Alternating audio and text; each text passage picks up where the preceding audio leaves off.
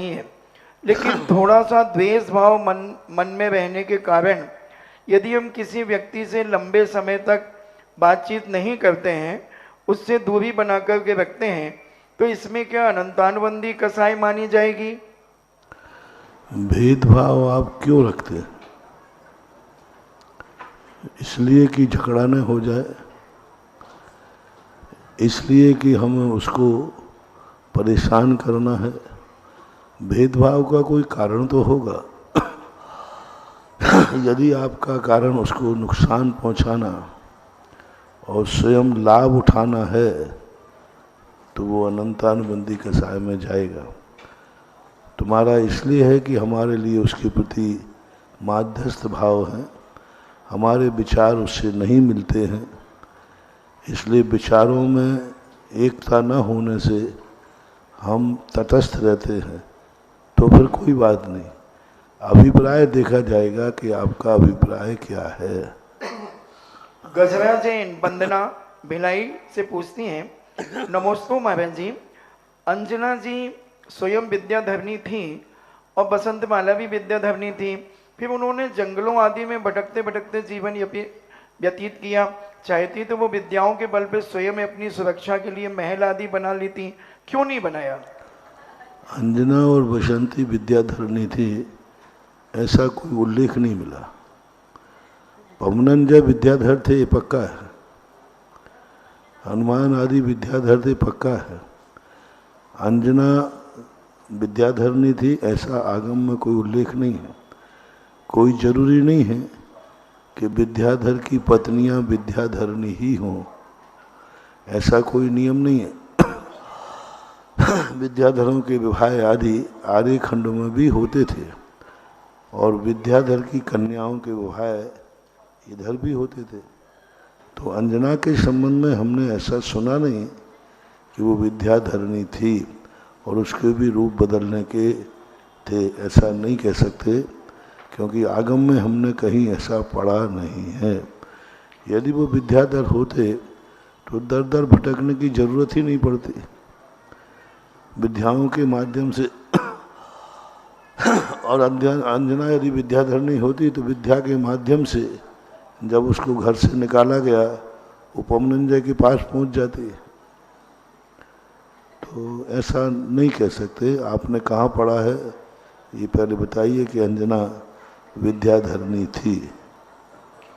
स्वाध्याय मंडल बड़ा गांव धसान से पूछते हैं, नमोस्तु गुरुदेव, प्राकृतिक आपदा जैसे बाढ़, भूकंप एवं बम विस्फोट आदि जैसी घटनाएं होती हैं और लाखों लोग एक साथ मरण को प्राप्त हो जाते हैं, तो इतने जीवों को एक साथ जन्म लेने की अनुकूलता तुरंत कब और कैसे बन जाती है?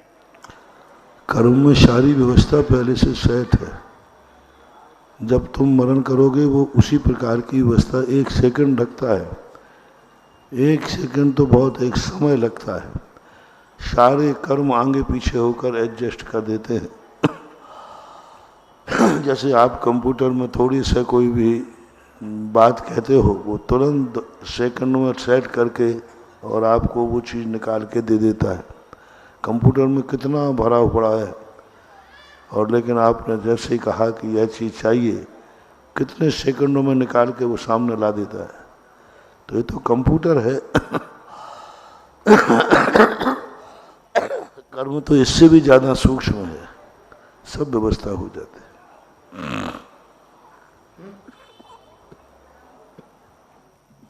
चलिएगा, जिज्ञासा समाधान के लाइव सेशन में आप सभी का स्वागत है। आपकी जिज्ञासाओं की ओर बढ़ते हुए सबसे पहले एक बार पुनः हम याद दिला दें, इस समय आगरा नगर में समय सार की गूंज हो रही है। समय सार प्रशिक्षण शिविर के माध्यम से श्री दिगंबर जैन श्रमण संस्कृति संस्थान के बालक और बालिका यहाँ पर आकर अध्ययन कर रहे हैं, प्रशिक्षण ले रहे हैं समय सार का। और इस समय सार की महिमा थोड़ा सा हम अपने दर्शकों को भी दिखाना चाहते हैं, जो आज पूरा देश इस वक्त देख रहा है। एक बार हम चाहेंगे कि आज सबसे पहले अपने विदुषी बालिकाओं में से कुछ ऐसी बालिकाओं के नाम लेंगे जिन्हें 439 गाथाएं पूरी की पूरी याद हैं। और इनको सिर्फ याद ही नहीं है, हम उनका नाम लेंगे और पूज्य श्री से अनुरोध करेंगे मंच से कि आप ही स्वयं उनसे जो पूछेंगे वो बताएंगी। मैं जिन बेटियों का नाम ले रहा हूँ लेकिन वो ये खड़ी। पिछले साल हर साल इनको होमवर्क देते हैं। पिछले वर्ष इनको दिया था जो संपूर्ण पूरा समय सार कंठस्थ करके सुनाएगा। कंठस्थ करके सुनाना अलग चीज़ है, क्योंकि एक के बाद एक रंग में याद आ जाता है। हम कोई भी गाथा पूछ सकते हैं नंबर से अथवा एक अक्षर से, तो उन्हें पूरा श्लोक सुनाना है, पूरी गाथाएं सुनाना है। तो ये 450 लगभग 339 गाथाएं हैं। आप सारे भारत के लोग देखें कि सांगानेर में क्या होता है और सांगानेर में ये क्या करते हैं। आज उसका सैंपल आप देख लें। हम साधु लोग या सारी दुनिया सांगानेर की प्रशंसा क्यों कर रही है, क्यों सांगानेर के बच्चे जहाँ जाते हैं सभी लोगों के मुख से उसकी प्रशंसा निकलती है, क्या कारण है? सांगानेर में ऐसा क्या छात्रावास में है जो हर व्यक्ति को प्रशंसा के पात्र बन रहे हैं? सांगानेर के बच्चे वहाँ क्या करते? आपने 2500 करोड़ों की बिल्डिंग बना दी।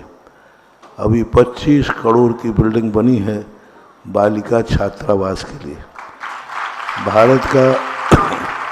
भारत का जैनियों का पहला हॉस्टल होगा जो 25 करोड़ रुपए से और हॉस्टल बना, छात्रावास बना, और जिस छात्रावास में सब कुछ निःशुल्क है, प्रोफेशनल नहीं है।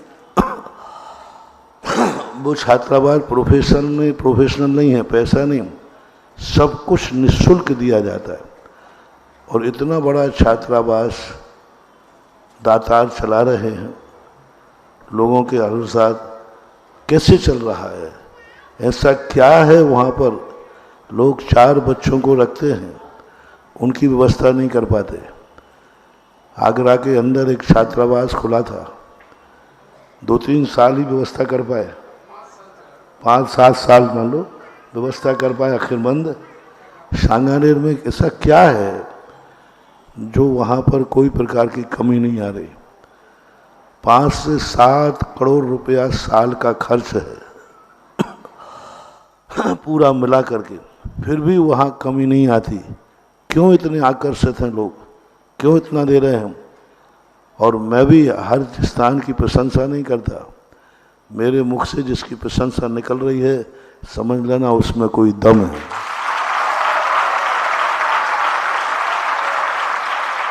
और वो दम क्या है, वो दम क्या है? और मैं भी ऐसे ही किसी को समय नहीं देता। मेरा एक समय भी कोई लेता है तो उस नमोस्तु के पहले ही हम हाथ उठा देते, पधार भाई। नमोस्तु नहीं करता, मेरा हाथ उठने के बाद पधारो, हमारा दिमाग खराब मत करो। क्योंकि हमारे गुरुजी ने लिखा है अन्न का कण और साधु का क्षण कभी बर्बाद नहीं करना। और हम आप लोगों को इतना समय, आप लोगों को भी, समाज को भी मैं प्रेरणा देता हूँ। सारे तीर्थ क्षेत्रों को सांगानेर के तीर्थ पर हमने पासंग में रख दिया, श्रेष्ठ कहा। और इतना समय मैं इनको दे रहा हूँ, ऐसे ही नहीं दे रहा हूँ, लो सारा जगत देखे, सारा मुल्क देखे कि सांगानेर में ये लोग क्या करते हैं, क्या अनमोल रत्न, क्या अमूल्य चर्या। आज भारत में कोई विद्वान नहीं है जो कोई भी एक ग्रंथ की हम गाथाएं बोलें और वो गाथाओं के आधार पर हमारे लिए कंठस्थ करके सुना दे। लो इस छोटी सी उम्र में पूरा समय सार कंठस्थ किया है। और कंठस्थ ऐसा किया है, गाथा नंबर से है ना, नंबर से सुनाएंगे कि अक्षर से? नंबर से गुरुजी। हाँ, कहाँ है बच्चे को बुलाओ। हाँ बिल्कुल, मैं सबसे पहले दृष्टि से अनुरोध करूंगा खड़े हो जाए जी।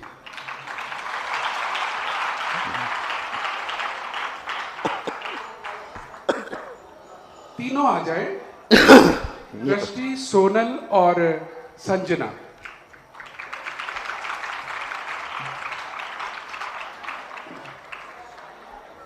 नमोस्तु गुरुदेव नमोस्तु गुरुदेव नमोस्तु।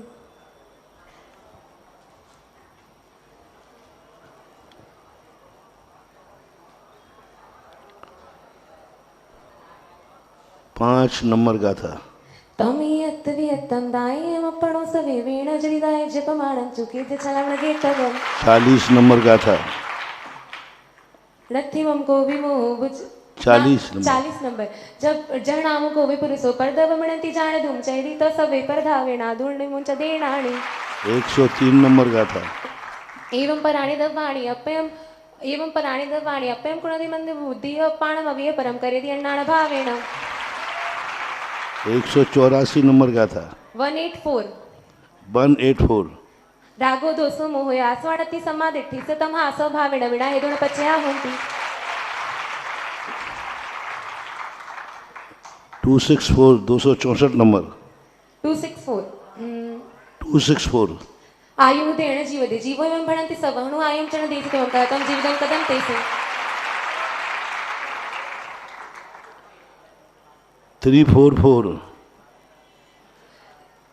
दव्यम जमुप 344 लोगस्य कुणदि विण्णु सुणारे ते मानसे सते सम्राणं पिय पजति को वदि छविए काय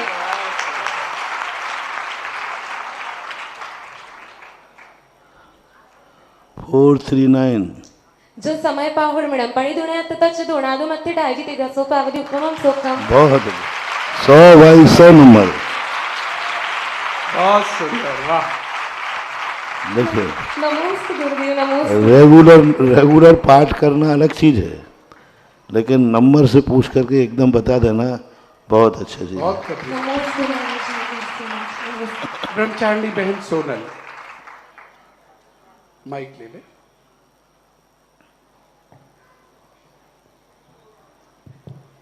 नमोस्तु गुरुदेव नमोस्तु।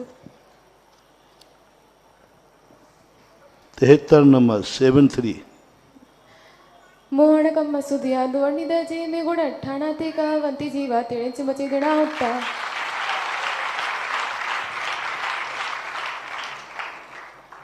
151 सम्मदन सन्नाणम इदम लादित्य नवरी देशम सवर्णय पखय दो भणि जो समय सारे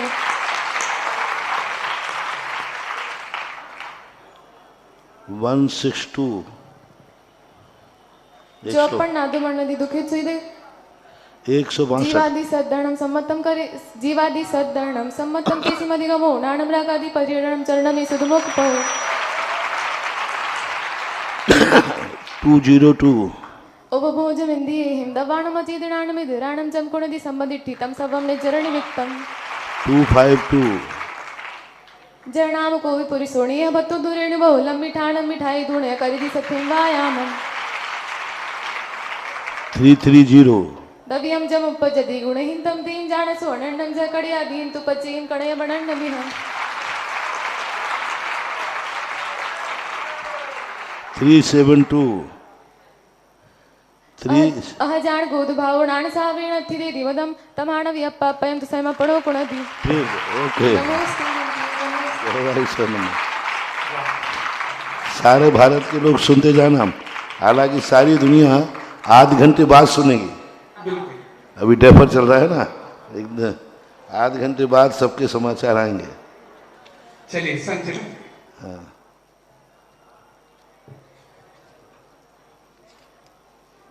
नमोस्तु गुरुजी। 2 नंबर गाथा। जीवो चरित्र दन शरणानंथ दो तम ही ससम्यम जाणम पुग्गल कम अवदेश्यम ठियम तम जाणम परे सम्यम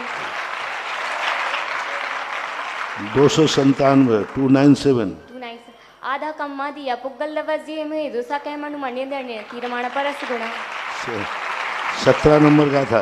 जो पसदिया पाणम अदुपुठानन्यम लेदम अविसि समतम युक्तम तम सुदणम विहाणी 282 नंबर 282 जैसी प्योदु करना है किडन दिनया सोदु तम्मो होदि तेजी 282 जैसी प्योदु करनाणी गिरण दिनया सोदु 282 मणसाय दुख में भी सत्यम तुझम मदिन कुर्सी सब्बा भी इसमें छदु जक मिर्ददी सत्ता 20 नंबर गाथा। जय जय जयनाम कोवी पुरसो रेवतु दुरेड़वो जयनाम कोवी पुरसो रायणम जान दूर सा दैदी तो तम अर्जर दिपुण वथति उपयत तेण 154 15 तमहादु कुशीले यराय माकुड़े वा संगम साधीन हिवड़ा सुकुशी ससंगम रायण 17 नंबर जो पसदिया पाणवाद पुटाणन ने हमले दम अभी से समझम सत्तम तम सुदणम बिहाड़ी 321 नंबर 321 321 पढ़ना है तब वो जोड़ा दा तो हम थोड़े अच्छा तो आपसे साजी बावते मच करे ना दबा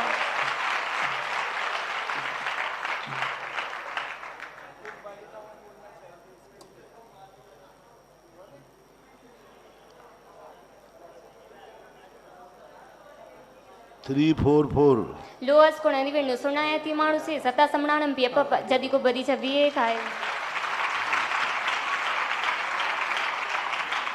7 नंबर व्यवहार वद सदी नाणे समचरित दंसणम नाणम नवीनानम चरितम ना दंसणम जाड़ दो सुदो ठीक है। अब हमने क्रास भी पूछ लिया, क्रास भी पूछ लिया आगे पीछे करके। बहुत अच्छा, बहुत अच्छा। और एक और अनुष्का शास्त्री 3rd ईयर आ जाए। मेरे ख्याल से पूरा देश देख रहा होगा इस समय, जिन्होंने अपने टेलीविजन सेट्स ऑन किए हों यहाँ पर देखिएगा, समय सार का प्रशिक्षण शिविर चल रहा है और इस जिज्ञासा समाधान में ये विशेष सेशन लिया जा रहा है, बेटे और बेटी दोनों का लिया जा रहा है। आज बारी है हमारी विदुषियों की और समय सार की गाथाएं 450 गाथाओं में से कोई भी गाथा कहीं से भी पूछी जा रही है और देखिए किस तरह से ये जवाब देती हैं।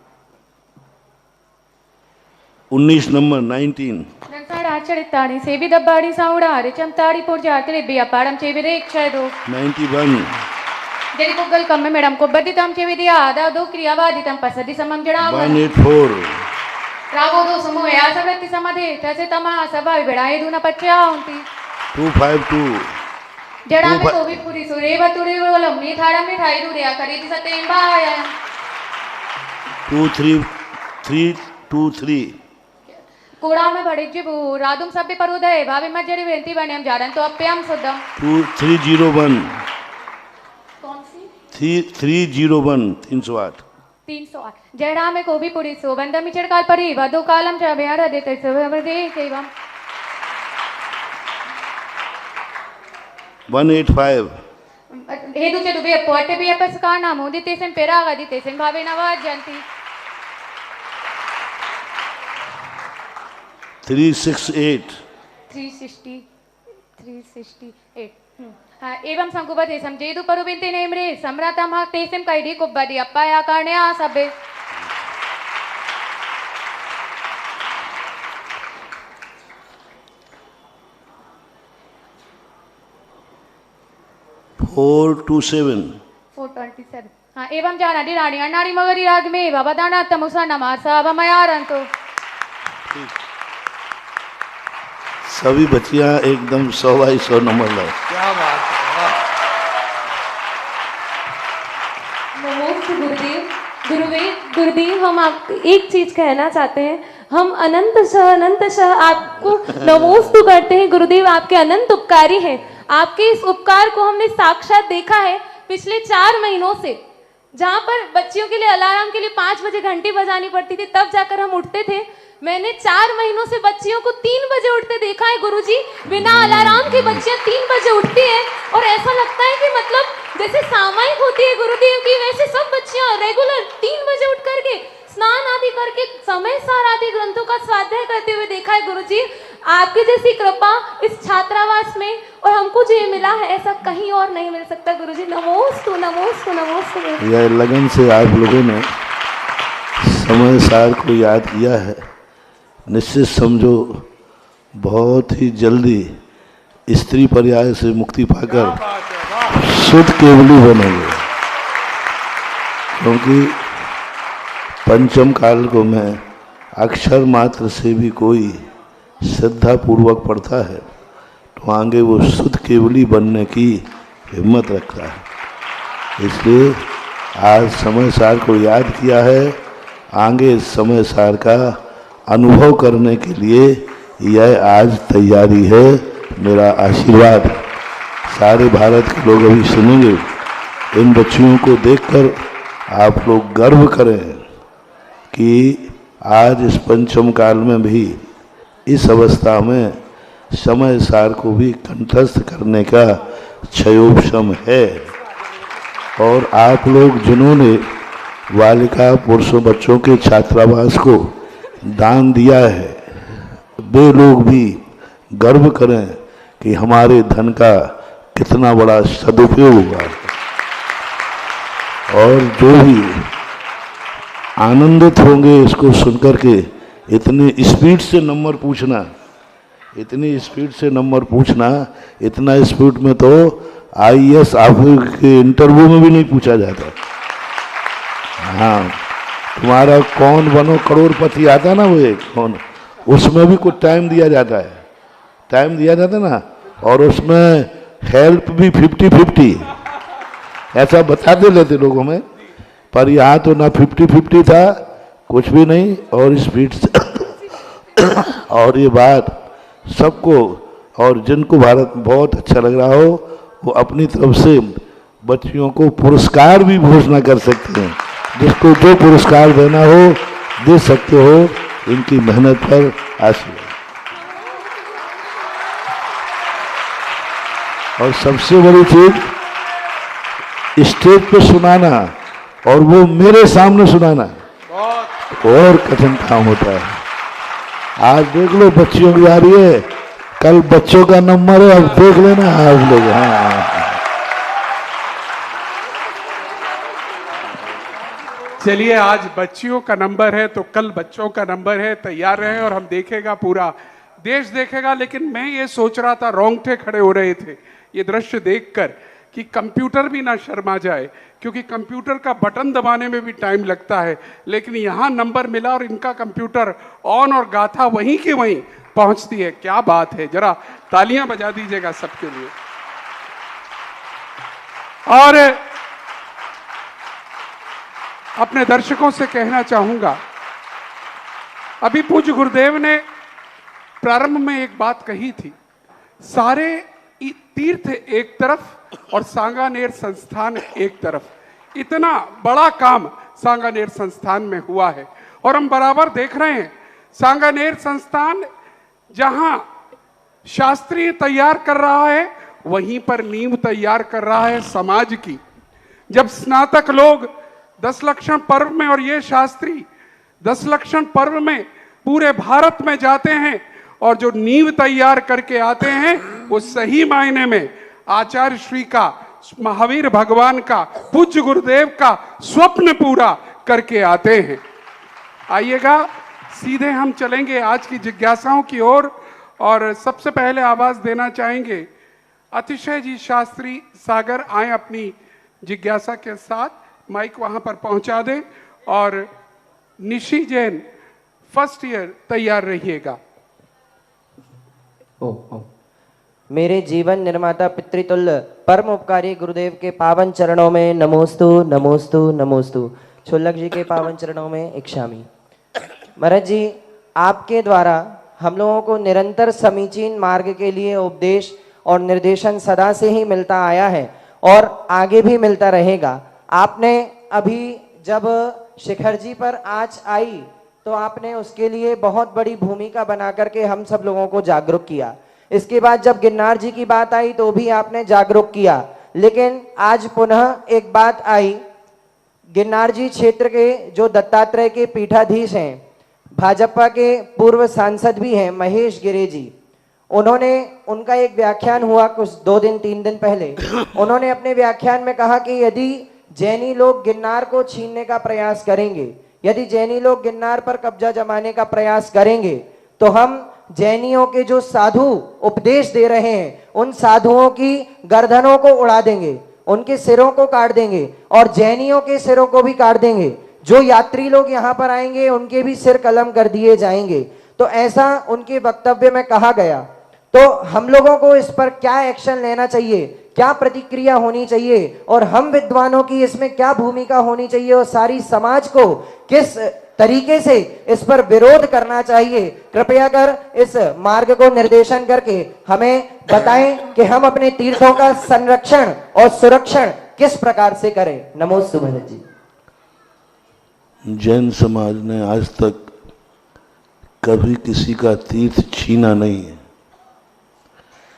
जैन समाज ने अपने ही तीर्थ क्षेत्र का अधिकार मांगा है, और जब वो नेमिनाथ भगवान का क्षेत्र है तो ऐसे राज्य में आज प्रातःकाल हम इस संबंध में बोल चुके हैं कि आज यही बात किसी ऐसे लोग में भूली होती जो जेहाद छेड़ देते तो उन्होंने तो बोला ही है, पता नहीं वो कितनों की गर्दनें काट चुके होते। एक जैन समाज अहिंसक समाज है, एक अपने आप में समता स्वभाव वाली समाज है। तो इसका ये अर्थ नहीं है कि जैन समाज के संबंध में कुछ भी बोलते रहो। आज खेत की बात है कि जो पार्टी राम राज्य की बात करती है उस राज्य में रावण राज्य की बातें हो रही हैं। बातें राम राज्य की करते राम राज्य में गर्दनें काटी नहीं जाती।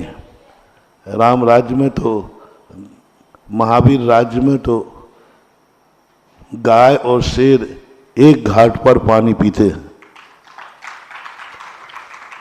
तो ऐसी स्थिति बनने वाली आज सरकार के किसी भी नेता ने इस पर आलोचना नहीं की, किसी भी नेता ने इस पर पक्ष नहीं लिया। तो अब समाज को सोचना है कि हमारी सरकारें भी हम जैनियों के प्रति हो रहे अत्याचार पे, हमने तो कभी नहीं कहा कि गिरनार पे कोई जाएगा तो हम ऐसा करेंगे वैसा करेंगे। जैनियों के प्रति ऐसा क्यों? फिर भी यदि इस प्रकार के अत्याचार होते रहे तो एक ओर तो कर्म सजा देगा, दूसरी ओर जैनी आज अहिंसक हैं। ऋषभदेव ने जैनियों को इतना निकम्मा भी नहीं बनाया। जैनियों को पीछे दी है तो जैनियों को 80 तलवार का भी उपदेश दिया है। और जब ये मौके आते हैं तो मैं नहीं समझता हूँ कि जैनियों के साथ इतना अत्याचार किया जाए कि जैनी को मजबूर होकर के उनको भी शस्त्र का सहारा लेना पड़े। हम लोग शांत प्रिय समाज हैं। इस प्रकार का बोलना, अभी इस प्रकार की बात है, अब सारे भारत के जैन समाज को एक होना चाहिए। अभी चुनाव का समय आ रहा है। आज पूरे भारत के जैनी वोटरों को जगह जगह एक ही बात कहना चाहिए कि हमारे साथ जो व्यवहार किया गया, हमारे साथ जो गर्दन काटने वाली बात की गई, इस शब्द को या तो वापस लिया जाए और या इस पर FIR दर्ज करके कानूनन के न्याय दिया जाए। जो शीर्षस्थ संस्थाएं हैं, तीर्थ क्षेत्र कमेटी है, इस पर एक्शन लेकर के और इस पर FIR दर्ज करके अदालत का दरवाजा खटखटाए। क्या अहिंसक समाज के लिए इस प्रकार के हिंसक शब्दों का प्रयोग करके भयभीत करना, डराना, क्या यही नीति है सरकारों की? क्या यही भारत है, धर्मनिरपेक्ष भारत, जहाँ कहते हैं सारे धर्म अपने आप में शांत प्रिय? वहीं आज हमारे लिए इस प्रकार के शब्दों का प्रयोग किया जाए तो इस संबंध में आप न्यायालय की शरण में भी जो शीर्ष संस्थाएं हैं उनको, और जहाँ जहाँ लोग हैं इस संबंध में ज्ञापन दें सरकार के पास।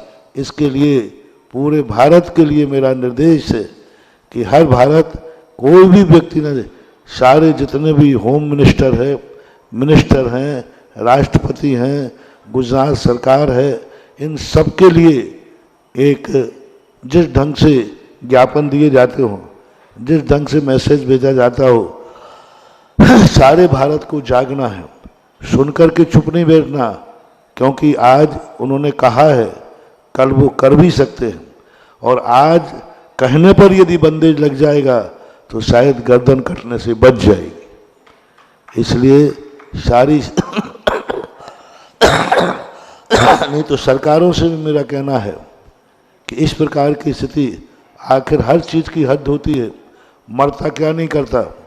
जब इस प्रकार के चारों तरफ से अत्याचार होगा तो कोई जैनी भी भड़क उठेगा तो इस भड़काने की सारी दोष सरकार को जाएगा, न्यायालय को जाएगा।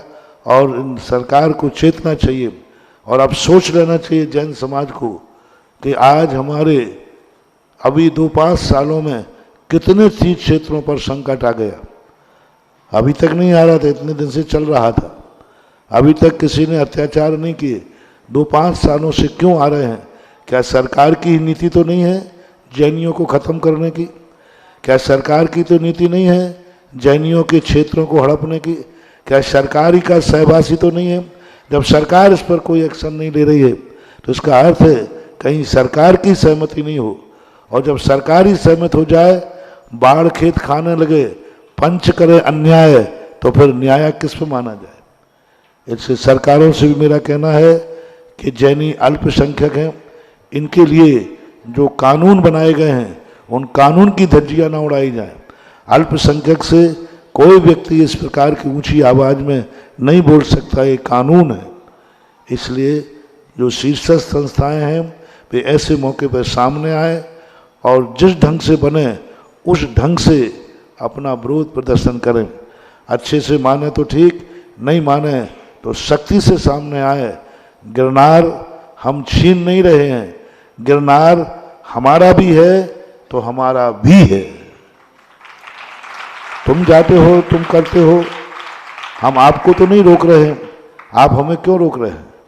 जब दोनों के स्थान पर इस प्रकार की बात बनती है तो कोई सामंजस्य की बात होना, बैठकर सामंजस्य करना, इस प्रकार के उग्रवादी भड़काऊ भाषण देकर करना क्या ये देश की अशांति नहीं है? यदि यही भड़काऊ भाषण किसी उन लोगों को दे दिया जाता जो हिंसक हैं तो वो लोग क्या हंस होता, अभी तक पूरे देश में कर्फ्यू लग गया होता।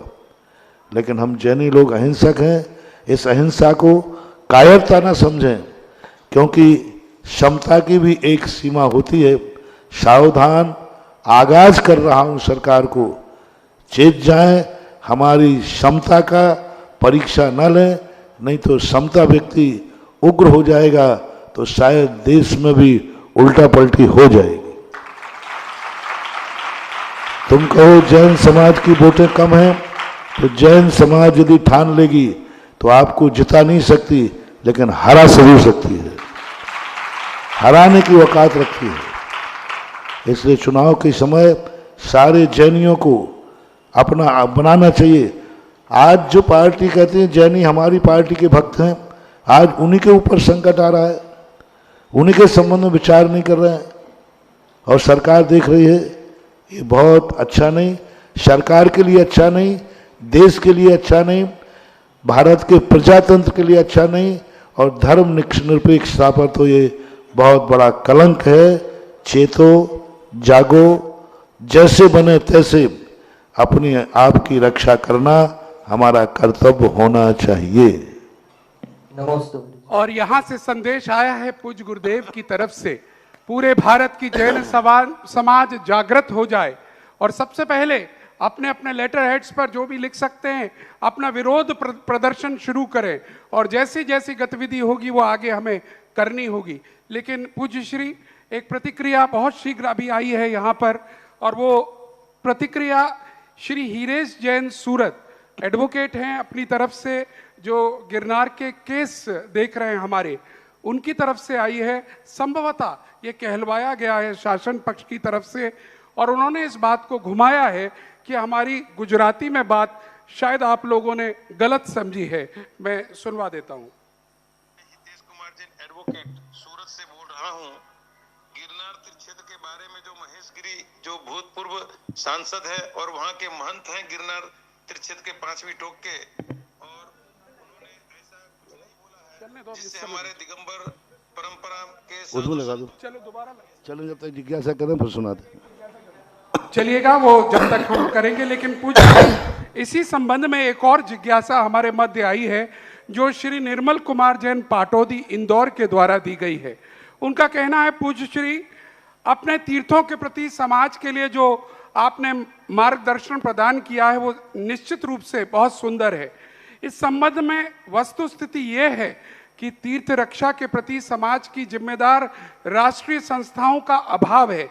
जिस प्रकार आप श्री ने 18 अक्टूबर को आगरा में राष्ट्रीय महिला संस्थान का गठन कराकर ऐतिहासिक पूर्ति कर दी है, वैसे ही दिगंबर जैन राष्ट्रीय तीर्थ रक्षा संस्थान गठित करने का आप पूज्य श्री जी से सादर सवनय करबुद्ध निवेदन है। कृपया अनुकंपा कर अनुग्रहित करें। हमारा सिद्धांत रहता है कि मेरा सिद्धांत है कि मैं संस्था बनाऊं।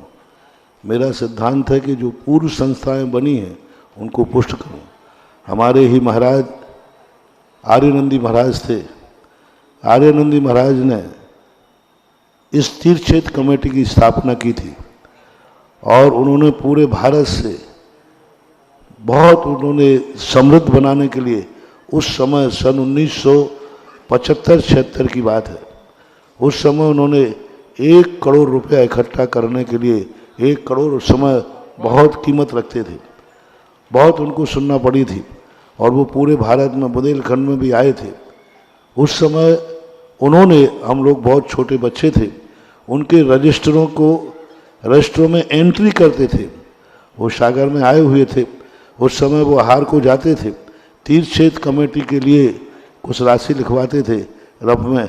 उनके रजिस्टर में मैंने खुद अपने हाथ से उनकी एंट्रियां की हैं महाराज के सामने बैठकर।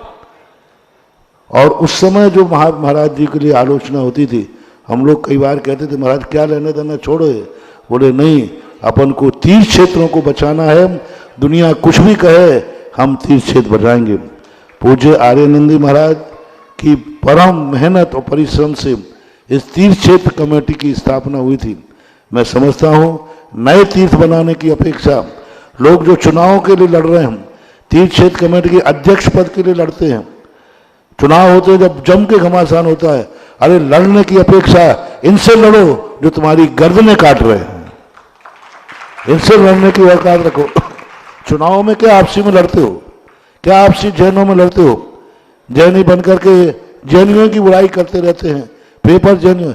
आज इनसे लड़ने के लिए सामने आया है तो तीर्थ क्षेत्र कमेटी सामने आकर के और चुनौती दे कि आपने जो इस प्रकार से कहा है, जैनी इतने कायर नहीं हैं। अंतर्राष्ट्रीय संस्थाएं पहले से बनी हुई हैं, ये बनी हुई क्यों छिन्न भिन्न हो रही हैं।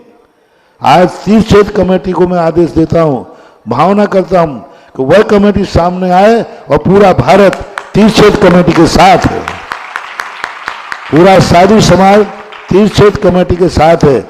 आगे आपको चलना है, पीछे पूरा भारत चलने को तैयार। तो इस प्रकार के ये काम करें। अंतर्राष्ट्रीय महासभा, अंतर्राष्ट्रीय महासमिति, अंतर्राष्ट्रीय दिगंबर जैन परिषद एक है अंतर्राष्ट्रीय।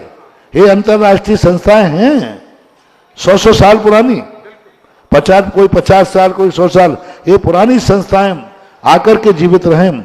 हाँ, यदि ये काम नहीं करेंगे तो फिर नई बनाने में भी हमारा परहेज नहीं है कि हम नहीं बनाएंगे, फिर बनाना पड़ेगी तो बनाएंगे। लेकिन पहला मेरा एक ही पर्पस है, जो बनी हुई संस्थाएं हैं वो ही आगे आकर का नेतृत्व करें। और ऐसे समय पर अभी तक तो सारी तीर्थ क्षेत्र कमेटी का खून खोल जाना चाहिए था। आज 3 दिन हो गए इस बक्कर को अभी तक तो सारे भारत के जैनियों की शीर्ष संस्थाओं के खून खोल जाना चाहिए था। आज तो सारे न्यूज़पेपर, सारे न्यूज चैनल जैनियों की आवाज से गूंज जाना चाहिए था। आज एक न्यूज चैनल के ऊपर इसकी भर्त्सना नहीं है, आज एक कोई न्यूज पेपर में इसकी भर्त्सना नहीं है, आज कोई न्यूज चैनल वाले कहीं भी इसकी चर्चा करने को तैयार नहीं। क्यों? तीर्थ संस्थाओं को आज वो आवाज उठाना चाहिए, हर चैनल पर ये आवाज आना चाहिए कि जैनियों के साथ अत्याचार हो रहा है, जैनियों के साथ अत्याचार हो रहा है। ये हर न्यूज़पेपर, न्यूज चैनल में आना चाहिए।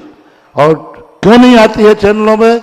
ये चैनल वालों पर भी प्रश्न चिन्ह है, उनके ऊपर भी प्रश्न है कि कहाँ वह दबाव में है, कहाँ वो बिकाव में है, कहाँ किस प्रकार के हैं, क्यों नहीं ये समाज पे आवाज उठाते हैं। तो इन सब चीज़ों पर आज तीर्थ क्षेत्र संस्थाओं के लिए भी मेरा आगाज है, आगे आओ, अन्यथा चूड़ियां पहन करके अपने घरों में बैठो। तीर्थ क्षेत्र की सदस्यता के लिए तीर्थ कमेटी के सदस्य इस्तीफा दो, पदों से इस्तीफा दो, पदों को त्याग दो, पदों के लिए लड़ो मत, अपने हाथ ऊंचे कर करके सरेंडर हो जाओ और उसके बाद फिर जो होगा देखा जाएगा। पहले आप संस्थाओं के पदाधिकारी बन जाते हो, कोई काम नहीं कर रहे संस्थाओं में, करते तो अभी तक 3 दिन के अंदर तीर्थ क्षेत्र कमेटी को आगाज करना चाहिए था। जो कार्य हम लोगों को कहना पड़ रहा है, ये आवाज तीर्थ क्षेत्र कमेटी को, सारे भारत के चैनल बुला करके तीर्थ क्षेत्र कमेटी को इस बात की आवाज लगाना चाहिए था और जनता को जागृत करना चाहिए था, सारे चैनल बुला करके, और आप आवाज देते कि मेरी आवाज जनता के पास भेजिए। चेतो जागो शीर्ष संस्थाओं, फिर देखते हैं, नहीं होगा तो फिर नई संस्था भी खड़ी करना पड़ेगी तो खड़े करेंगे। और ये थी जनता के मन की बात जो पूज्य श्री ने यहां पर कही है। जो भारत की जैन समाज आज पीड़ित है, भारत की जैन समाज आज इधर उधर देख रही है क्योंकि नेतृत्व का कहीं अभाव दिख रहा है, और पूज्य श्री ने आह्वान करा है। हमारी तीर्थ क्षेत्र कमेटी, कितनी बड़ी बात कही, जिस कमेटी को स्वयं आपने बनते हुए अपने हाथों से देखा है, उस कमेटी को बिगड़ते हुए नहीं देखना चाहते। बहुत बड़ा आशीर्वाद भी दिया है। अब तीर्थ क्षेत्र कमेटी का दायित्व है कि वो अपने दायित्व को संभाले, नहीं तो छोड़ दे। और जैसा कहा, जिस तरह से निर्मल जी पाटौदी ने बाहर से आया है वो अभी गलत है, वो अभी नहीं सुना है। ठीक है, बिल्कुल। और जिस प्रकार से निर्मल जी पाटौदी जी ने यहां पर ये बात कही है, पूज्य श्री ने इसका भी उत्तर दिया है। अगर ये कार्य भी नहीं कर पाएंगी तीर्थ क्षेत्र कमेटी तो नया भी बनाना पड़ेगा, तो हम नया बनाएंगे। चलिएगा, अब इसी उसके साथ हम आवाज देना चाहेंगे निशु जैन कानपुर। अभी मेरे ख्याल से आपका एक का नाम बोला हुआ था, निशी जैन, फर्स्ट ईयर पहले आप कर ले, उसके बाद निशु जैन कानपुर तैयार रहे। गुरुदेव के चरणों में त्रिवार नमोस्तु नमोस्तु नमोस्तु। छोलक जी के चरणों में एक शामिल। गुरुदेव, जो ज्ञानावर्णी 8 कर्म होते हैं, उनकी उत्तर प्रकृति तो होती है और उनकी अवधि जो स्थिति बंद होता है उनकी भी अवधि होती है या नहीं? जो ज्ञानावर्ण आदि, हाँ, सबकी बिल्कुल। जैसे मूल प्रकृतियों की है, मूल प्रकृतियों में उत्तर प्रकृतियों की, मूल प्रकृति की कोई सामान्य स्थिति होती नहीं, होती तो उत्तर की है। जैसे 40 कोड़ा कोड़ी अनंतानुबंधी की है, तो अनंतानुबंधी क्या चीज़ है? क्रोध मान माया लोभ। तो क्रोध मान माया लोभ की स्थिति है वो 40 कोड़ा कोड़ी, तो ये उत्तर प्रकृति हो गई। इसी प्रकार से 7 वेदनी कर्म की है। अब वेदनी कर्म की 30 कोड़ा कोड़ी की स्थिति है उत्कृष्ट, तो वो किसकी है? असाता की है। 15 साता की है। तो सामान्य से 8 कर्म नाम की कोई चीज़ नहीं है। जितने कर्म हैं उत्तर प्रकृति के रूप में हैं। वेदनी नाम का सामान्य कर्म नहीं है। वेदनी के 2 साता और असाता नाम संज्ञा वेदनी है। तो ऐसा मानना चाहिए। तो उत्तर प्रकृतियों की, प्रत्येक उत्तर प्रकृति की स्थिति अलग अलग शास्त्रों में लिखी है। पूज्यवर वीरचंद स्वामी महाराज ने धबला की 8वीं पुस्तक में बंद स्थिति को लेकर के पूरा वर्णन किया है। चलिए, निशु जैन कानपुर, माइक पहुंचाइएगा। और जिससे पहले निशु जी आप अपनी बात रखें, देखिएगा प्रतिक्रियाएं जो आज इन बालिकाओं ने समय सार का पाठन यहाँ पर किया और जिस प्रकार से परीक्षा यहाँ दी, यहाँ मैसेज हमारे पास आ रहे हैं। जो हम कह रहे हैं वही हमारे दर्शक कह रहे हैं। आश्चर्यचकित होकर सब लोगों ने आज सुना है और प्रसन्नतावश कुछ मैसेज यहाँ शुरू हो गए आके।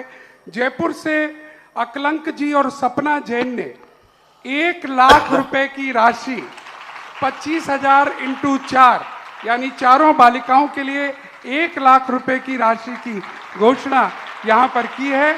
और एक और नाम हमारे पास आया है, दीपिका रमेश गदिया, गांधीधाम गुजरात की तरफ से आया है।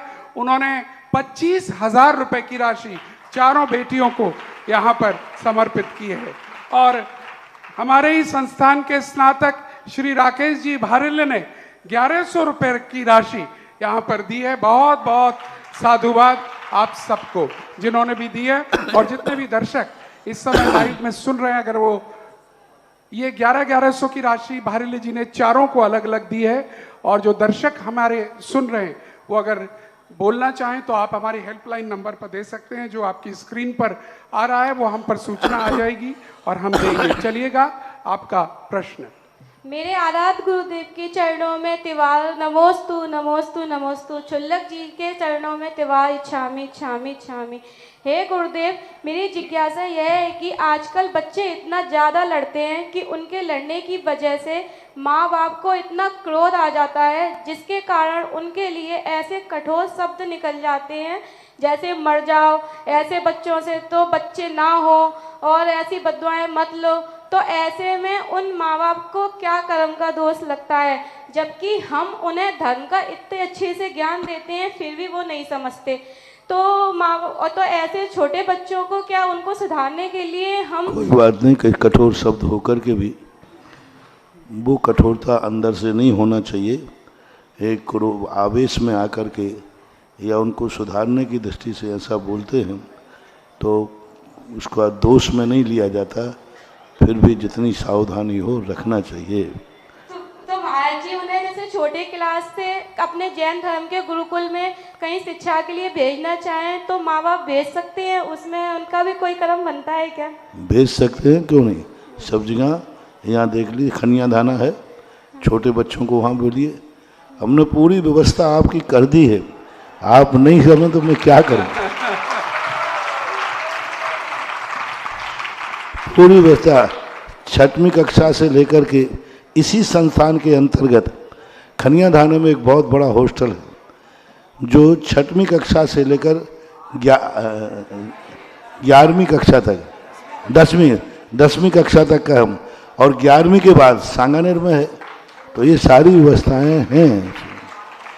नमोस्तु गुरुदेव, नमोस्तु। चलिए तैयार रहिएगा। सुधांशु जैन माइक पहुंचा दें शास्त्री। और एक और यहाँ घोषणा हमारे मध्य आई है हमारे कार्याध्यक्ष आदरणीय PL बेनाड़ा जी की तरफ से, और चारों बच्चियों को 5100 रुपए की राशि अलग अलग चारों को आपके द्वारा भेंट की गई है। जरा जोरदार तालियां आपके लिए। नमोस्तु महाराज श्री। महाराज श्री, मेरी जिज्ञासा है कि जो प्रथम के 2 शुक्ल ध्यान होते हैं, पृथक्त्व वितर्क शुक्ल ध्यान और एकत्व वितर्क शुक्ल ध्यान, यह संपूर्ण श्रुत ज्ञानियों को होते हैं, ऐसा आचार्य पूज्यपाद स्वामी ने सर्वार सिद्धि नामक ग्रंथ में लिखा है। तो जो संपूर्ण श्रुत ज्ञान होता है वह 7वें गुण स्थान में हो जाता है। तो क्या इन दोनों शुक्ल ध्यानों को 7वें गुण स्थान में मान लिया जाए? नहीं, 7वें गुण स्थान में पूर्ण शुद्ध ज्ञान नहीं होता, ऐसा नियम नहीं है। 6ठे 7वें गुण स्थान वर्ती शुद्ध केवली होते हैं, पूर्ण ज्ञान होता है, लेकिन उनको शुक्ल ध्यान हो ऐसा नियम नहीं कहा। शुक्ल ध्यान जो होगा शुक्ले चाद्य पूर्वविदा, पूर्वविद वालों को शुक्ल ध्यान होगा ये नहीं कहा। पूर्वविद वालों को शुक्ल ध्यान होगा ये नहीं कहा, शुक्ल ध्यान होगा तो पूर्वविद वालों को होगा। तो जब भी शुक्ल ध्यान, वो 8वें गुण स्थान से शुक्ल ध्यान है, वहीं से मानना चाहिए। पूर्वविद शुक्ल ध्यान के कारण नहीं है, शुक्ल ध्यान के लिए पूर्वविद होना जरूरी है। ऐसा पूज्यवर उमा स्वामी महाराज पूज्यपाद स्वामी का है। हालांकि ऐसा कोई नियम नहीं है, अन्य आचार्य ऐसा नहीं मानते। षटखंडागमकार, गोमरसार आदि ग्रंथकार इसको इस प्रकार नहीं मानते कि 8वें गुण स्थान में पूर्वविद होना चाहिए। अष्टपुरुषन मात्र का भी ज्ञान 12वें गुण स्थान में माना है, उन्हें पूज्यपाद स्वामी ने भी ये बात कही है। तो अष्टपुरुषन मातृका का ज्ञान 12वें गुण स्थान तक, वो कथन भी आगम में है, ये कथन भी है, दोनों सही हैं। नमोस्तु महाराज। चलिए अगला नाम मैं बोल रहा हूँ आयुषी जैन, फर्स्ट ईयर। आ जाए यहाँ पर। और यहाँ पर पूज्य गुरुदेव शिवरार्थी संघ के मैसेज बहुत सारे आ चुके हैं, जो इसी बार शिवरार्थी संघ बनाया था। 1 लाख शिवरार्थी तैयार है गुजरात कूच करने के लिए। पूज्यवर आदेश दीजिए, तारीख दीजिए, बताइएगा कब हमें चलना है। हम सब तैयार हैं। ये पूरे भारत के शिवरार्थियों का मैसेज यहाँ पर आ रहा है। मेरा अब भी कहना है, तीर्थक्षेत्र कमेटी शीर्षस्थ आगे आए, वानर सेना हमारी तैयार है।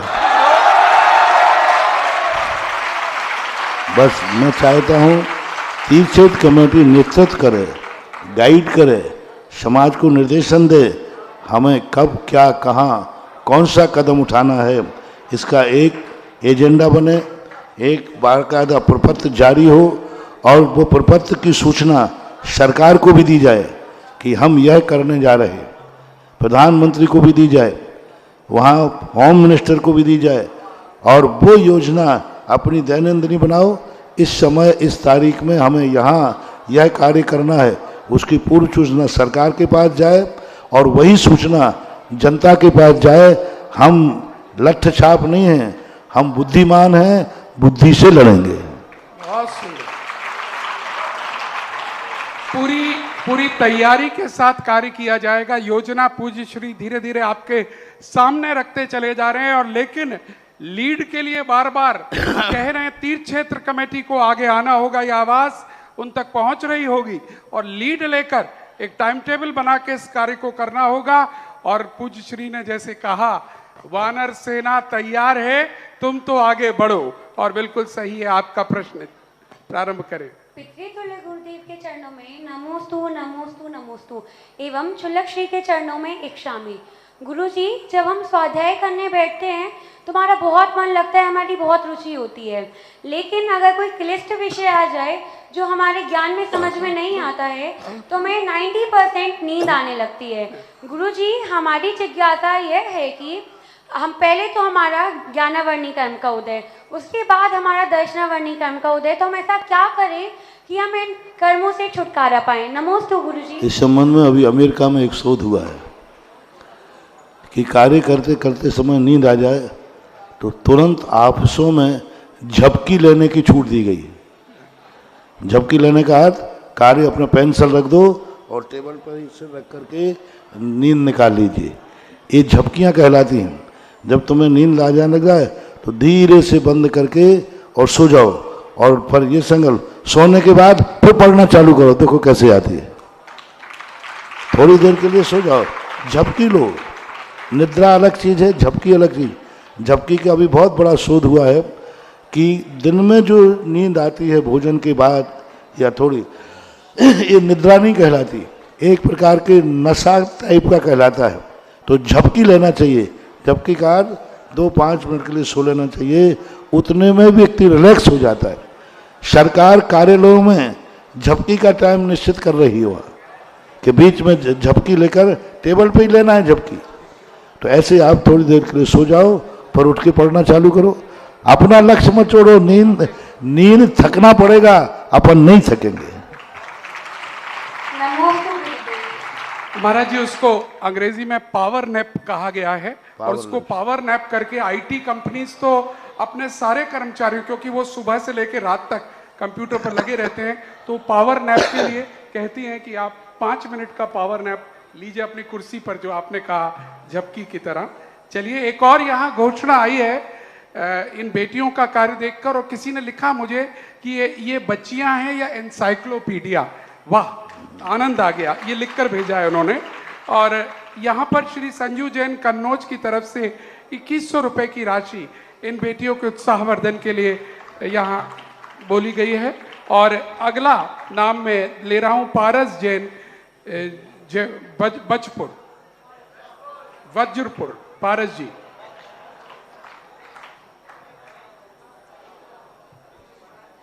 गुरुवर जी के चरणों में नमोस्तु। मेरी जिज्ञासा है, जैसे अभी प्रसंग चल रहा है कि पार्श्वनाथ भगवान का जो प्रसंग है कि नाग के जोड़े को णमोकार मंत्र सुनाया गया था, लेकिन जब वह तीर्थंकर खुद तीर्थंकर बनने वाले हैं या बनने वाले हैं, तो क्या वो किसी को या किसी साधु को क्या नमस्कार करेंगे या णमोकार मंत्र सुनाएंगे? तो इसमें हमें क्या समझना चाहिए? इसमें 2 बातें हैं। पहली बात तो वहाँ नमोकार मंत्र की चर्चा आ ही नहीं। उत्तर पुराण आदि में इस प्रकार की पुराणों में उनको उन्होंने सांत्वना दी। दूसरी बात, नमोकार मंत्र जपना अलग चीज़ है, नमोकार मंत्र सुनाना अलग चीज़ है। जैसे हम अरहंत भगवान से पूछेंगे कि भगवान महामंत्र कौन सा है, तो बुद्ध बुद्धनी में क्या आएगा? मौन हो जाएंगे? नहीं नहीं, हम नमो नहीं बोलेंगे। नमस्कार करना अलग चीज है और नमस्कार सुनाना अलग चीज है। यदि अपन ने भगवान से कहा, भगवान मुझे नमोकार मंत्र क्या चीज है, इसका उच्चारण कैसे किया जाए, तो भगवान की वाणी में आएगा नमो रिहंताणम नमो सिद्धानम। तो पढ़ने की मनाही नहीं किया है, सुनाने की मनाही नहीं किया है। तीर्थंकर ने सुनाया है ना कि जपा है, इसलिए सुनाने में कोई बाधा नहीं है। शास्त्रा रूप में सुना भी दिया है तो कोई भी नियम कानून तीर्थंकर हैं तो उनको नमस्कार। तीसरी बात, यदि अपवाद मार्ग में उन्होंने नमस्कार कर भी लिया है तो वे गृहस्थ अवस्था में थे, पंच परमेष्ठी उनको भी पूज्य है। भले ठीक है वो पंच परमेष्ठी का सामना नहीं करते, लेकिन यदि भाव रूप से ध्यान करते हैं और नमोकार मंत्र यदि वो पढ़ते हों तो कौन से शास्त्र में लिखा है कि तीर्थंकर नमोकार मंत्र नहीं पढ़ते? कौन से शास्त्र में लिखा है कि पंच परमेष्ठी का ध्यान नहीं करते? कहीं देखा आपने? कहीं निश्चित किया? किसने कहा कि वो नमोकार मंत्र नहीं पढ़ते? बस वो ये है कि मुनियों के सामने नहीं जाते, नवदा भक्ति आदि के प्रसंग नहीं आते, लेकिन ऐसा तो नहीं लगा कि वो नमोकार मंत्र का ध्यान नहीं करते, विशुद्धों का ध्यान नहीं करते, अरहंतों का ध्यान नहीं करते, आचार्य उपाध्याय साधुओं का ध्यान नहीं करते। कैसे कहा? बनेगा ही नहीं। वे खुद साधु बन रहे हैं। साधु बनेंगे तो रत्नत्रय का ध्यान करेंगे कि नहीं? 28 मूल गुणों का ध्यान करेंगे कि नहीं? तो कुछ बातें ऐसी चल जाती हैं। अनुष्ठान करना अलग चीज है, लेकिन वो पंच परमेष्ठी का स्मरण नहीं करते हैं या ध्यान नहीं करते हैं, ऐसा आगम में कहीं वचन नहीं है। तो 3 बातें जानना। पहली बात तो सांत्वना वहाँ दी, नमोकार मंत्र नहीं। नमोकार मंत्र दिया भी है तो सुनाने में कोई बाधा नहीं, और नमस्कार भी यदि भाव आया है तो भी कोई दोष नहीं, क्योंकि उस समय वो कौन थे? गृहस्थ अवस्था में। मुनि अवस्था में भी नमोकार मंत्र पढ़ने पर मुनि पद पर भी कोई दोष नहीं है, ऐसा। चलिए, सुनील जैन मुंबई, आपका प्रश्न सुनील जी मुंबई। और यहाँ पर एक और घोषणा हमारे मध्य आई है बेटियों के लिए। 4400 रुपये श्री रंजन अजित जैन भूलेश्वर मुंबई की तरफ से, जरा तालियां बजा दीजिएगा उनके लिए।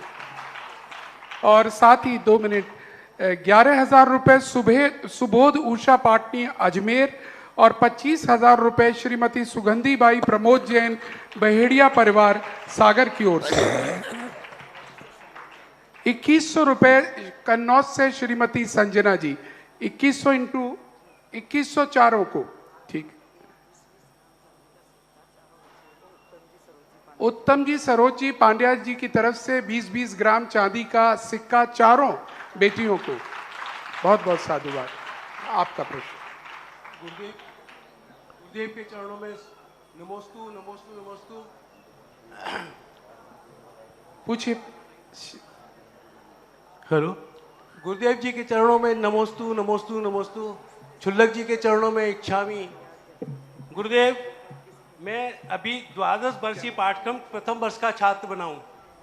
मेरी पाठ्यक्रम में रुचि है, समझ भी आता है, मैं अपने आचरण में भी उतारने की कोशिश कर रहा हूँ किंतु भेद प्रभेद याद नहीं रहते उम्र की वजह से। मेरे मन में आता है कि परीक्षा देने से जो रिजल्ट आएगा वो अनुकूल नहीं रहेगा। मेरे मन में आता है कि मैं परीक्षा दूं या नहीं दूं। अभी अभी मैंने बालिकाओं को, इनकी विदुषी छात्राओं को देखा तो मेरे को बहुत शर्मिंदा भी महसूस हो रही है ये प्रश्न पूछने में भी। पहली बात, आपको नहीं समझ में आता है कोई बात नहीं, पढ़ना है। जब तुम दुनिया में आए थे तब माँ बाप को भी नहीं समझते थे, फिर भी लगे रहे माँ बाप के पीछे, तो आज माँ बाप को जानने लगे हो। हर व्यक्ति दुनिया में बुद्धू होता है, लेकिन हताश मत हो, पढ़े रहो। यदि तुम पढ़ते रहोगे तो एक दिन तुम्हें समझने में भी आने लगेगा। कम से कम पढ़ना तो आ रहा है। और परीक्षा देने से मत हिचको, परीक्षा दो। परीक्षा देने से विल पावर बढ़ता है, परीक्षा देने से हार्ट मजबूत होता है, परीक्षा देने से ब्रेन मजबूत होता है। परीक्षा देने से बहुत हिम्मत आती है, इसलिए परीक्षा से डरना नहीं, परीक्षा जरूर देना, फेल भली हो तो हो लेकिन परीक्षा तो देंगे, और इतनी हिम्मत से दोगे तो पक्का है फेल नहीं होगे, पास हो जाओगे। चलिए, और यहाँ पर लाइन लग रही है इन बेटियों को प्रोत्साहन देने की। आज बेटियों की बारी है, ध्यान रखें हमारे दर्शक, कल हमारे बेटे भी बोलने वाले हैं। लेकिन अभी फिलहाल श्री नंद किशोर जी, शीला, शांता देवी जी, प्रमोद जी, नीना जी, पहाड़िया परिवार जयपुर की ओर से 21-21 हजार रुपए इन चारों बेटियों के नाम पर दिया गया है। और एक सूचना आप सबको देना चाहेंगे, जो लोग भी ये राशि भेज रहे हैं, यहाँ पर उनसे अनुरोध है, आप हमारे लोकोदय तीर्थ के नाम से जो अकाउंट है, जो जिनवाणी चैनल पर नीचे चल रहा है, उस अकाउंट पर सीधे भेज सकते हैं। और मुझे 1 लाख रुपए की राशि, और अभी इसी 8 दिन है, अभी कितनी तारीख बिल्कुल है, यहीं के यहीं आ जाए तो तुरंत यहीं के यहीं दे दिया जाए तुम्हारे सामने। और 1 लाख रुपए अकलंक जी, सपना जी जयपुर जो बोले थे वो आ भी चुके हैं, उन्होंने मुझे रिसीट भी भेज दिया, हमारे अकाउंट में पहुंच चुके हैं। चलिएगा, और आगे के प्रश्न के लिए आवाज देंगे आशी जैन, फर्स्ट ईयर। सिमर संस्कृति के प्रणेता मम आराध्य गुरु के चरणों में त्रैवार नमोस्तु नमोस्तु नमोस्तु। छुल्लक जी के चरणों में त्रैवार इच्छामि इच्छामि इच्छामि। गुरुदेव, जो ज्ञानावर्णी, दर्शनावर्णी आदि 8 कर्म बताए हैं, तो जो कर्म है उनको स्थिति के अनुसार, स्थिति की अपेक्षा क्रमबद्ध किया गया है या फिर प्रदेश की अपेक्षा क्रमबद्ध किया गया है? मेरी इस जिज्ञासा का समाधान कीजिए। नमोस्तु गुरुदेव, नमोस्तु। क्रमबद्धता का ऐसा कोई कारण नहीं है। ज्ञानावर्णी, दर्शनावर्णी ना तो स्थिति की अपेक्षा है ना प्रदेश की अपेक्षा है, उनके कार्य की अपेक्षा है। सबसे बड़ा कार्य ज्ञानावर्णी ज्ञान को ढकने का काम करता है, क्योंकि अनुजीवी गुण और प्रतिजीवी गुण ये 2 गुण कहलाते हैं। तो अनुजीवी गुण को ढकने वाला और अनुजीवी गुण में सबसे ज़्यादा सशक्त ज्ञानावर्णी ज्ञान को ढकने का काम करता है वो, इसलिए उसको मुख्य रखा। दूसरा अनुजीवी गुण दर्शन है, दर्शन को रखा। तीसरा अनुजीवी गुण मोहिनी है, जो सुख को ढांकता है, तो मोहिनी को रखा। फिर इसमें अंतराय को रखा, अंतराय, पर अंतराय कर्म में 4 घातिया कर्म, क्योंकि वो भी अनुजीवी गुण को घाटता है। और शेष जो 4 हैं प्रतिजीवी गुण को घाटते। प्रतिजीवी गुण का अर्थ होता है सहयोगी, इसलिए उनको बाद में रखा। इनके कार्य की अपेक्षा से क्रम रखा गया, स्थिति और प्रदेश की अपेक्षा से नहीं, क्योंकि प्रदेश और स्थिति की अपेक्षा रखेंगे, प्रदेश की अपेक्षा वेदनी को पहले रखना पड़ेगा, क्योंकि सबसे ज़्यादा प्रदेश वेदनी को मिलते हैं। और स्थिति की अपेक्षा रखते हैं तो मोहिनी को पहले रखना पड़ेगा, क्योंकि सबसे बड़ी स्थिति मोहिनी की होती है। इसलिए इनके कार्य को देख करके क्रम रखा गया है। चलिए, अगला नाम मैं लेना चाह रहा हूँ साधना जी जैन, श्रीमती साधना जी जैन, भोपाल। आप अपना प्रश्न रखें और मैं अपने दर्शकों से कहना चाहूँगा, जिस प्रकार से आप उत्साहवर्धन करते हैं, कर रहे हैं, वो करते रहिएगा, क्योंकि आगे आने वाले दिनों में रोज आपको इस तरह के दृश्य अभी दिखाई देने वाले हैं। ये आपको समय श्री के चरणों में नमोस्तु नमोस्तु। छुल्लक जी के चरणों में इच्छामि इच्छामि। महाराज श्री, मेरा प्रश्न है कि जीवन में मौन रहना क्यों जरूरी है और ध्यान करना क्यों जरूरी है?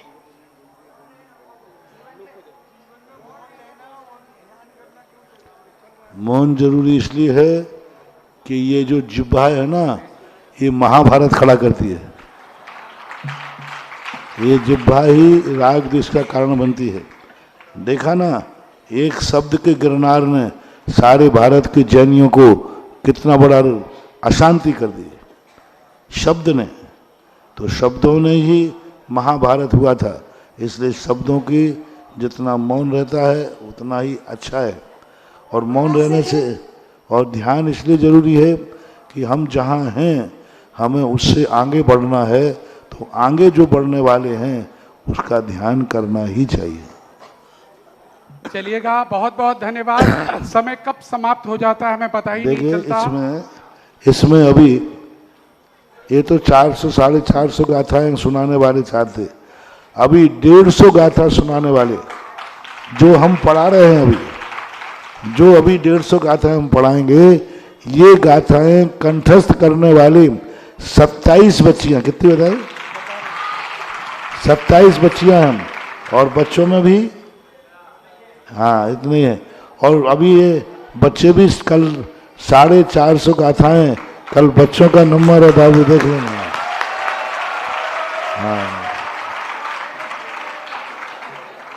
हाँ बिल्कुल, अभी शीला जी बता रही हैं 9 बच्चियां 450 की और हैं, और उधर 11 हैं। हाँ चलिए, सबको मौका मिलेगा, आप चिंता मत करिएगा। लेकिन हमारे दर्शकों को और हमें बहुत आनंद आ रहा है। ऐसा दृश्य हमने पहली बार देखा है इस तरह का। कौन बनेगा करोड़पति देखते देखते थक गए, बोर हो गए, लेकिन ये वाला आप तो सच्ची में करोड़पति बन गए सबके सब। जी बिल्कुल बिल्कुल। आइएगा, अब आपकी भावनाओं का अर्पण करेंगे और आरती के माध्यम से कार्यक्रम को समापन की ओर लेकर जाएंगे। कौन सौभाग्यशाली होगा जो आरती करने का आज का सौभाग्य लेगा, यहाँ पर ऊपर मंच पर आकर मौका दिया जाएगा। परिवार सहित मौका रहेगा वो यहाँ पर आकर आरती कर सके। 11,111 रुपए जो बढ़ावे सो पावे। 11,000 प्रथम आरती, 11,111 रुपए जो बढ़ावे सो पावे। हाँ 21,221 प्रथम आरती, 21,221, जरा जोरदार तालियां बजा दीजिएगा। 21,000 चलिए, आप कह रहे हैं राउंड फिगर में ही लेना। 21,000 रुपए की आरती 1, 21,002 और 21,003, ये प्रथम आरती का नाम हमें दीजिएगा। दूसरी आरती 11,000 में मौका है आपको, आ सकते हैं आप, शीघ्रता से नाम भेजिएगा, उनको भी मंच पर आकर मौका मिलेगा दूसरी आरती करने का। 11,000 रुपए मात्र में, शीघ्रता से हमें नाम दीजिएगा दूसरी आरती का 11,000 रुपए में। हाँ जरा पूछना बेटा, नाम दे रहे आरती का? अच्छा, 11,000 रुपए में दूसरी आरती का सौभाग्य। कौन सौभाग्यशाली है?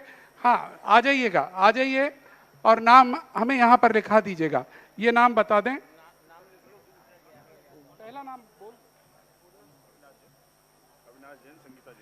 श्रीमान अविनाश जैन, संगीता जैन, स्मृति जैन, लखनऊ। बहुत बहुत साधुवाद, तालियों के साथ स्वागत करें। और दूसरा नाम जो आया है वो है, नाम बता दीजिएगा। डॉक्टर विवेक जैन, ज्योति जैन, फिरोजाबाद। बहुत बहुत साधुवाद, तालियां। अगर तीसरी आरती का भी भाव हो रहा हो तो आगे बढ़ सकते हैं। 11,111 रुपए शीघ्रता से। अगर तीसरी आरती का किन्हीं का भाव हो रहा हो, आ सकते हैं 11,111 रुपए में। मंच पर उन्हें भी यहां पर आकर मौका मिलेगा। तीसरी आरती का भाव अगर किन्हीं का हो रहा हो, 11,111 रुपए। किन्हीं का भी मन कर रहा हो तीसरी आरती का, 11,111 रुपए में मौका है आपको आज आरती करने का। चलिएगा, दोनों परिवार आ चुके हैं, प्रारंभ की जाए आरती और आप सब लोग खड़े हो जाएं। और मैं बेटियों से कहूंगा, आज आपकी विशेष भक्ति देखनी है हमें। हमने आपकी आज कला को देखा, अब हम देखेंगे कितने उत्साह के साथ आप आरती करती हैं और कराती हैं। चलिएगा, तो नीचे दे दो।